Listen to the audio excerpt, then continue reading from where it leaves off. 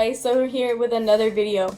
So in this video I wanted to kind of like talk about more about starting your relationship with God. So you know what, having a relationship with God is not that hard. It really isn't. You know, God says that he's gonna meet you where you are, and you know, when you're starting your relationship with God, like, I promise you everything that you're going through would just disappear. Like when you're fully to surrender and to trust in him, everything disappears. But the first thing in starting a relationship with God, the first number one thing is knowing who God says you are.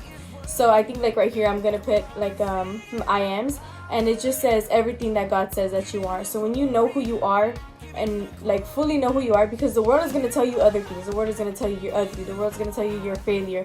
The world's going to tell you that you have to be a certain way, you have to look a certain way. But no, that's not. No, it's what God says that you are, and everything that God says is positive, you know. And when you're doing that, when you start learning who you are, you start like this fire and this hunger for him like just starts flowing and flowing.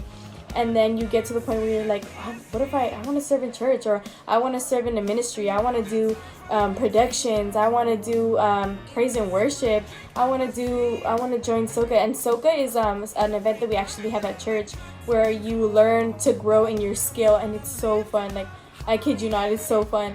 And you know, coming from a generation in my family that was just always angry, depressed, you know, suicidal, like being able to have that stop with me is just something, it's so amazing, you know.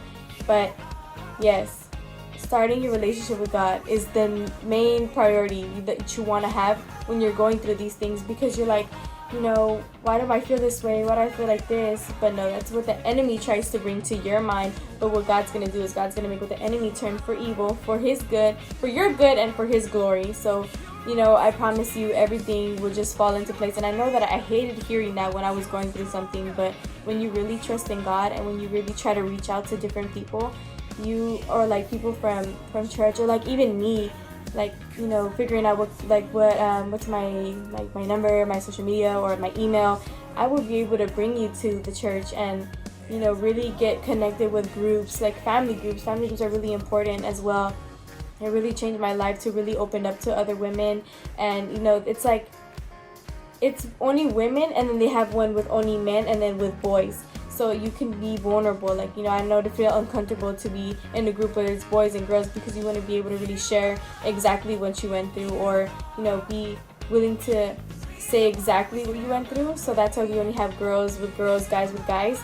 But I really recommend that you do that. But I'm going to leave these I ams, and I'm also going to leave a scripture at the end that's really going to help, because it helped me, and you know, if God can do it for me, he can do it for you. So that's it for this episode. I know it was really fast and really quick, but I can't wait to get more into detail with everything else that there is. So thank you for watching, and I'll see you guys later. Bye!